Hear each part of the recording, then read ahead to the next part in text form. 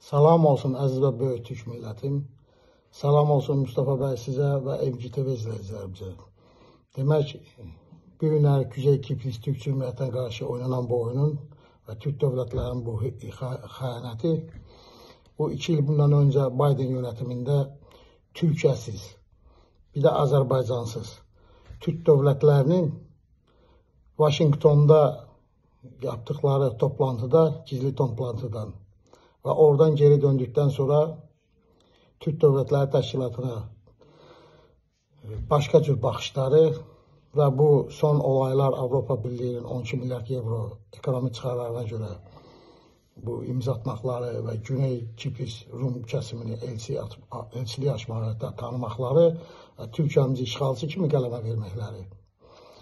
Bu oyunlar 2 il bundan öncə başlamışdı və bunu da Türkiyə dövlətinin iqtidardakı olanları bilir. Sayın Hakan Fidan'daki o günkü çıxışındaki bizim ailə söhbətimizdir, məhəllə kimizdir deməkləri. Bu məhəllə ki söhbətləri də Türkiyəsiz niyə Washingtonda gizli toplantı yapırdılar bu Türk Dövlətləri Təşkilatının Cumhurbaşqanları. Və biləsiniz, Ukrayna-Rusiya savaşından 50 min Yahudi Kuzey Kipris Türk Cümhuriyyəti tərəfə keçirildi. Orada da 3 tane böyük Yahudi şirkəti, İsrail şirkəti daha doğrusu, sitələr, ormanları alaraq sitələr tikirlər və o sitələrdə də Yahudi olmayanları qəbul etmirlər. Bugün də belə Kuzey Kiprisdə dəniz ətrafı məsafələrdə yüzlərlə İsrail şirkətləri var. İsrailin ilk başbakanı Ben Gurion həmişə deyirdi, bizim üçün Kudüsdənsə də Kipris də odur. Kipris'ten İsrail arasında 265 kilometre mesafe var. Kuzey Kipris'ten Türkiyəmiz arasında ise 65 kilometre mesafe var. Mavi Dəniz söhbətləri də ki, orada neytral bölgədə yerləşən 453 milyard kubmetr qazın İsrailin tam ələ keçirməsi üçündür. Bunların da arxasında Amerika durur.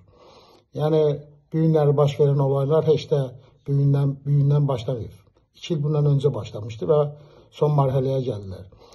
Kuzey Kipris Türk Cümhuriyyətinə qarşı böyük təhlükə var. Buna diqqət etməli.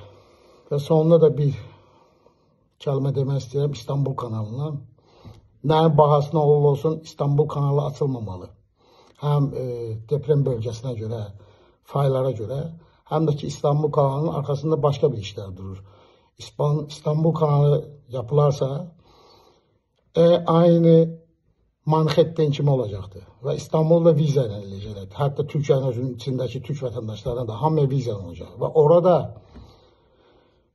Rimin, yəni Romanın və oliqarxların və Qalata bankirlərinin şəxsi özünün kiçik bir dövlət formalaşacaqlar orada.